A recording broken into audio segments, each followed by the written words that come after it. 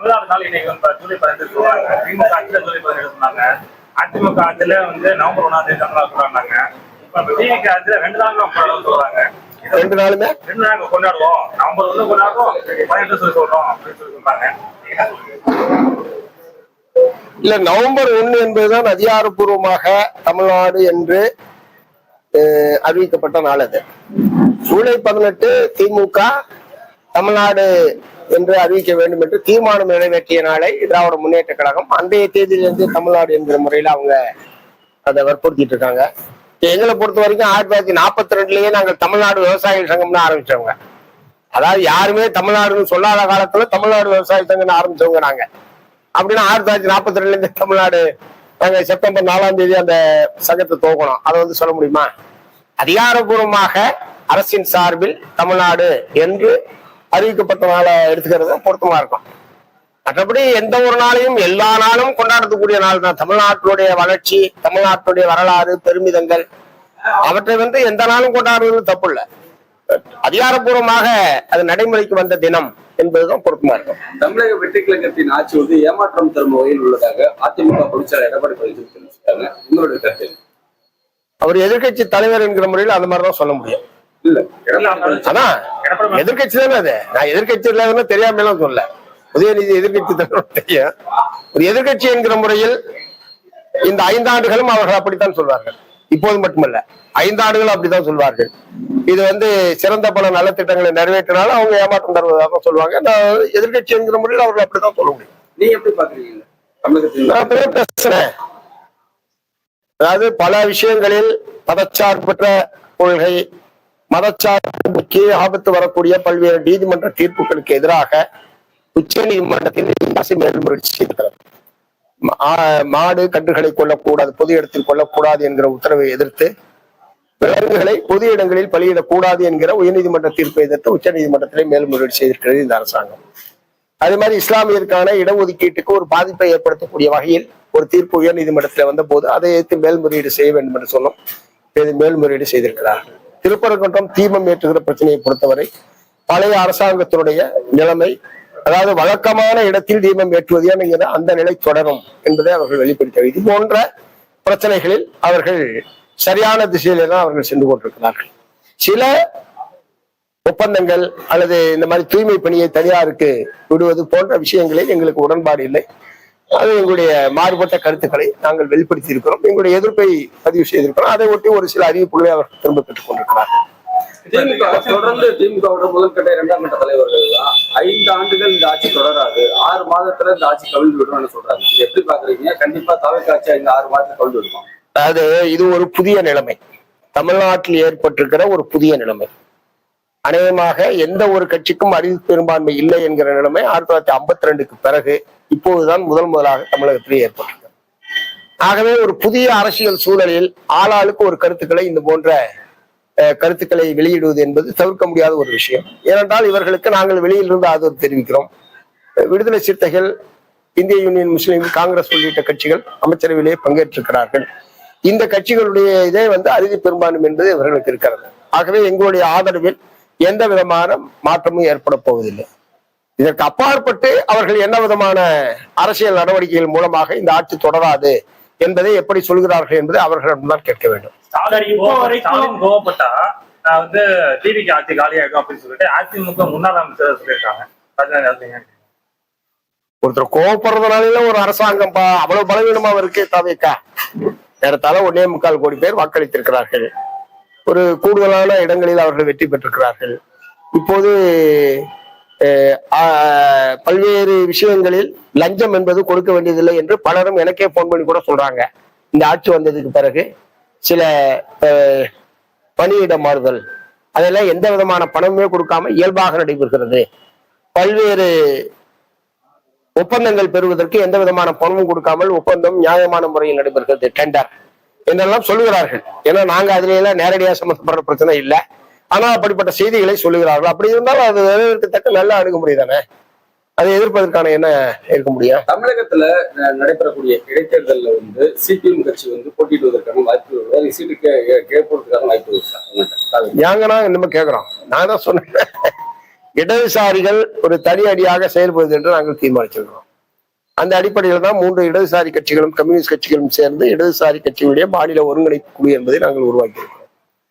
இடைத்தேர்தலில் அப்போது ஏற்படக்கூடிய அரசியல் சூழலை பொறுத்து நாங்க தேர்தலில் போட்டியிடுறதா இல்லையா அல்லது யாரோட சேருவது அதை பத்தி அப்போதுதான் பேசுவோம். இப்போதைக்கு இடைத்தேர்தல் சம்பந்தமாகவோ உள்ளாட்சி தேர்தல் சம்பந்தமாகவோ எந்த விதமான முடிவையும் நாங்கள் எடுக்கவில்லை. இப்ப மாற்று அணின்னு சொல்லிட்டுதான் இப்ப டிவிக்கு ஆட்சிக்கு வந்தாங்க. இப்ப நீங்க என்ன சொல்றீங்க? நீங்க பேசுற என்ன சொன்னீங்கன்னா இடதுசாரிகள் தான் ஒரு மாற்று அணி அப்படின்னு நீங்க சொல்றீங்க.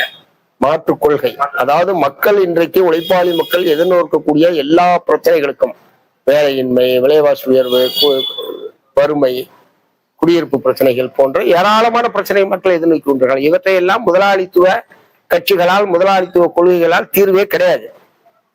அதற்கு ஒரு நிரந்தரமான தீர்வு ஏற்பட வேண்டும் என்று சொன்னால் அடுத்த இடதுசாரி மாற்றின் மூலமாக மாற்றுக் கொள்கையின் மூலமாகத்தான் உருவாக்க முடியும். அதுதான் நான் சொல்றேன். இந்த ஆட்சி எல்லா பிரச்சனையும் தீர்த்துறோம்லாம் நாங்க ஒன்றும் ஆதரவு தரல, அப்படி நாங்கள் எதிர்பார்க்கவும் இல்லை. இப்ப வரைக்கும் 50 கோடி 60 கோடி அளவுல எங்க கட்சியில் இருக்கக்கூடிய எம்எல்ஏ கிட்ட திமுக தரப்புல பேரம் பேசப்படுது அப்படின்னு சொல்லிட்டு சிபிஆர் நிர்மல்குமார் சொல்லியிருக்காரு. இல்ல, ஏற்கனவே ஊத்தகர் எம்எல்ஏ சம்பந்தமா அது வழக்கு என்பது பதிவு செய்யப்பட்டிருக்கு, விசாரணை நடந்துட்டு இருக்கு. வழக்கு என்ன வருதுன்னு பார்ப்போம். மற்றது ஒன்றும் ஆதாரம் கிடையாது. இப்ப அவர் சொல்றது ஏற்கனவே ஊத்தங்கரை சட்டமன்ற உறுப்பினரிடம் அப்படி ஒரு உரையாடல் நடைபெற்றதாக வீடியோ வந்ததை ஒட்டி ஒரு வழக்கு என்பது பதிவு செய்யப்பட்டு விசாரணை என்பது நடைபெற்றுக் கொண்டிருக்கு. விசாரணையில என்ன வருதுன்னு பார்ப்போம். டெல்டா மாவட்டங்கள்ல வறட்சி இந்த கடுமையான வறட்சி என்பது நிலவி வருது. குறுவை சகப்பு தண்ணீர் இல்லாமல் பாதித்து வருகிறது. வறட்சி மாவட்டமா அறிவிக்க வேண்டுமா? சிபிஎம் கூட நிலைப்பாடு இல்ல. இப்ப குறுவைக்கு தண்ணீர் வரல என்பது ஒரு பெரிய உற்பத்தி இழப்பு என்பதை டெல்டா மாவட்ட விவசாயிகள் எதிர்கொண்டிருக்கிறார்கள். கர்நாடகாவிலையும் போதுமான அளவுக்கு மழை பெய்யல, இங்கேயும் தமிழ்நாட்டையும் போதுமான அளவுக்கு மழை இல்லை. அதை விட முக்கியமான விஷயம், வெப்பம் இன்றைக்கு வரைக்கும் மே மாசத்தை விட ரொம்ப மோசமா இருக்குது. இந்த எல் நினோ என்கிற பருவநிலை மாற்றம் என்பது ஒரு கடுமையான பாதிப்பை உலகத்தில் நாட்டில் தமிழ்நாட்டில் ஏற்படுத்தி இருக்கிறது. அதனால இந்த நட்டப்பயிர் இந்த வெப்ப அலை காரணமாகவே நட்டப்பயிர் உட்பட கருகி போகக்கூடிய நிலைமை என்பது இருந்து கொண்டிருக்கிறது. ஆகவே இந்த ஆண்டு இயற்கை நம்மளை பழிவாகி இருக்கிறது என்ற முறையில தான் அது பார்க்க வேண்டியிருக்கு. அதனால நமக்கு அடுத்து வடகிழக்கு பருவமழை என்பதுதான் தமிழ்நாட்டுக்கு கூடுதலான மழை பெய்யக்கூடிய காலம். தென்மேற்கு பருவமழை என்பது நமக்கு அவ்வளவு இது கிடையாது. தென்மேற்கு பருவமழை கேரளாவிலும் கர்நாடகாவிலும் பெய்யதன் மூலமாக தமிழ்நாட்டுக்கு தண்ணீர் வரும் என்பதை தவிர தமிழ்நாட்டுக்கு மழை என்பது வடகிழக்கு பருவமழை தான். இந்த வடகிழக்கு பருவமழை காத்திருப்போம், நல்ல மழை பெய்தான் பார்ப்போம். அதனால இப்ப உடனடியாக வறட்சி பாதித்த பகுதி என்று அறிவிக்க வேண்டிய அவசியம் இல்லை.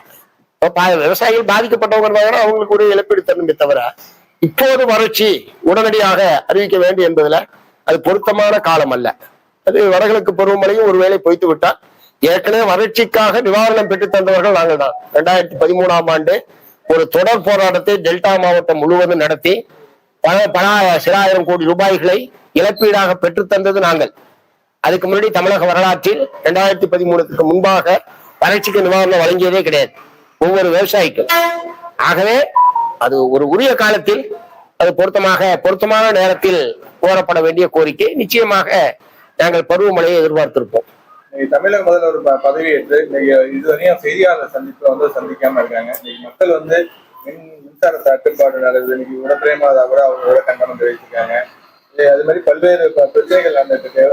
லாக்கப் பிரச்சனை, ஏகப்பட்ட பிரச்சனைகள்லாம் நடந்திருந்தாலும் இதை பத்தி எந்த ஒரு பேச்சுமே அவர் முதல் நேரடியா பதில் சொல்ல மாட்டாங்க. அதை பத்தி என்ன அவங்க அதை நீங்க அவர்கிட்ட தான் கேட்கணும். ஆனா அரசின் சார்பில் பதிலே இல்லை என்ற முறையில் எடுத்துக்க முடியாது. அமைச்சர்கள் எல்லாம் பதில் சொல்லிட்டு தான் இருக்காங்க.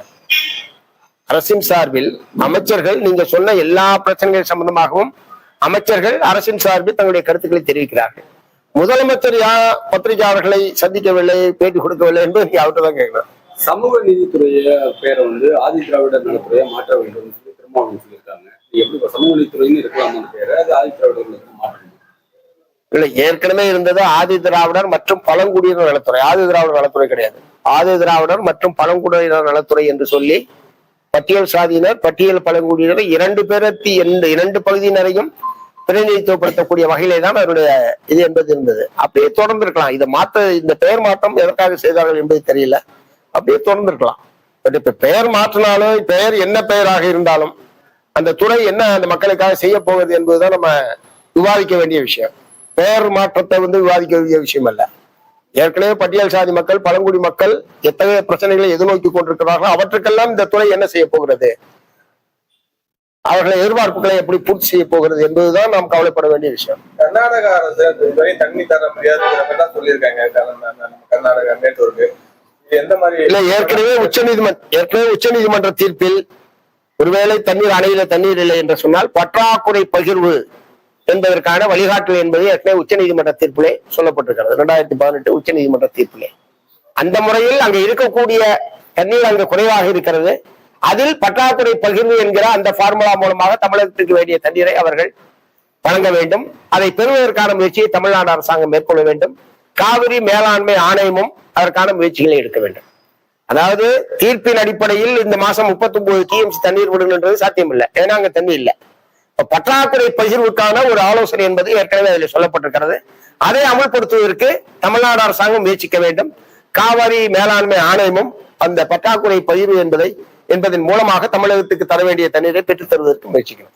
கன்னியாகுமரியில சபரிவன்முங்கிற லாக்அப் டெத் வந்து நடந்திருக்குது. இதே திமுக ஆட்சியில சிஎம் விஜய் வந்து மிகப்பெரிய ஒரு எதிர்ப்பு அறிக்கையெல்லாம் விட்டாரு. ஆனா அவங்க குடும்ப சார்பில் இது வரைக்கும் எங்களுக்கு ஒரு வருத்தம் தெரிவிச்சு ஒரு அறிக்கை கூட சிஎம் தரப்புல இருந்து வரல. நாங்க கேட்கறது நிவாரணம் இல்ல, ஒரு கண்டனம் தெரிவிச்சோ இல்ல வருத்தம் தெரிவிச்சு கூட சிஎம் தரப்புல எங்களுக்கு அறிக்கை வரல அப்படின்னு சொல்லியிருக்காங்க. அதுல சிபிஐ விசாரணை தேவைன்னு பல கட்சிகள் சொல்லிட்டு இருக்காங்க. இந்த சிபிஐ விசாரணை என்பது தேவையில்லை. ஏன்னா குற்றவாளிகள் எல்லோருமே கைது செய்யப்பட்டு விட்டார்கள். குற்றவாளிகள் அனைவரும் கைது செய்யப்பட்டார்கள். ஏன்னா அது ஒரு குறிப்பிட்ட இடத்துல நடக்குது. அந்த வார்டன்கள் 3 பேர் கைது செய்யப்பட்டிருக்கிறார்கள். வெளியில இந்த வழக்கை எஃப்ஐஆர் பதிவு செய்த அந்த எஸ்ஐ உட்பட மீது நடவடிக்கை எடுக்கப்பட்டது. கிட்டத்தட்ட குற்றவாளிகள், இந்த குற்றத்தில் சம்பந்தப்பட்டவர்கள் யார் யாரோ அவர்கள் எல்லாம் கைது செய்யப்பட்டு விட்டதுக்கு பிறகு இப்ப சிபிஐ வந்து அதுல என்ன புதுசா கண்டுபிடிக்க போகுது? அதனால சிபிஐ கேட்க, எங்க கட்சியை பொறுத்த வரைக்கும் நாங்க சிபிஐ கேட்கல. இந்த விசாரணை முறையாக நடைபெற வேண்டும். இதுல சம்பந்தப்பட்ட அனைத்து குற்றவாளிகளும் கைது செய்யப்பட்டு உரிய தண்டனை என்பது பெற்றுத்தர வேண்டும் என்பதுல மார்க்சிஸ்ட் கம்யூனிஸ்ட் கட்சி உறுதியா வலியுறுத்த விரும்புறோம். மற்றபடி அந்த குடும்பத்துக்கு வேண்டிய இழப்பீடு மற்றது எல்லாமே அவங்க வந்து அறிவிச்சிருக்காங்க. வீடு கட்டுறதுக்கு பணம், வீட்டுக்கான மனை, அந்த பையனுடைய உயர்கல்விக்கான ஒரு டெபாசிட், பிக்சட் டெபாசிட், இந்த மாதிரி அந்த அந்த இறந்து போனவருடைய துணைவியாருக்கு ஒரு வேலை போன்ற அவங்களுடைய கோரிக்கைகள் நிறைவேற்றப்பட்டிருக்கிறது.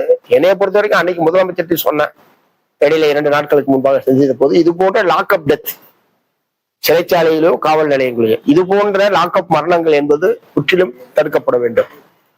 அதுதான் தமிழ்நாட்டு மக்கள் எதிர்பார்ப்பது என்பதைத்தான் முதலமைச்சரிடம் நாங்கள் வந்து சொல்லியிருக்கோம்.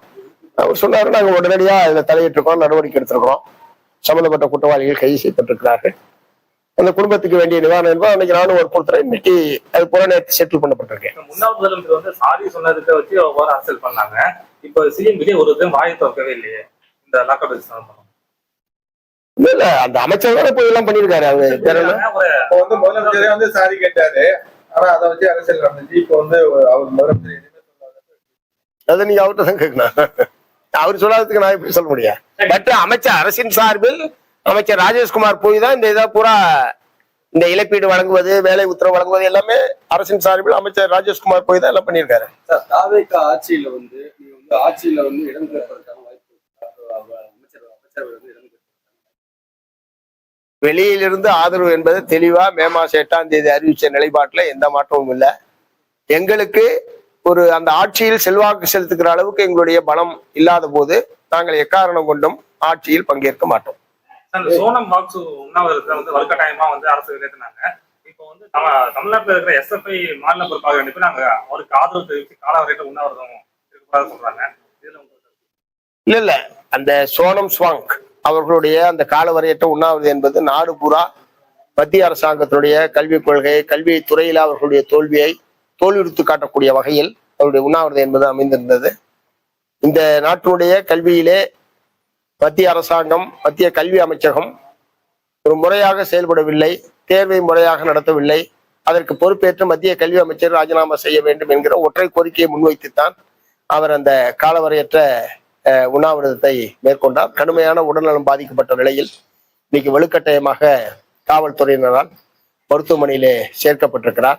நம்ம நாட்டினுடைய மாணவர்களுடைய எதிர்காலத்துக்காக தன்னையே பலி கொடுப்பது என்கிற முறையில் அவருடைய இந்த உண்ணாவிரத போராட்டம் என்பது அமைந்திருக்கிறது. ஆகவே அவருக்கு ஆதரவாக நாடு நிற்பது என்பது ரொம்ப அவசியம். அந்த வகையில் 20ஆம் தேதி நாங்கள் தமிழ்நாடு முழுவதும் ஒருவேளை உணவை புறக்கணித்து நம்முடைய ஒருமைப்பாட்டை சோனம் சுவாமிக்கு தெரிவிப்போம் என்று நாங்கள் ஏற்கனவே அறிவித்திருக்கிறோம். அதற்கான தயாரிப்பு என்பது நடைபெற்றுக் கொண்டிருக்கிறது.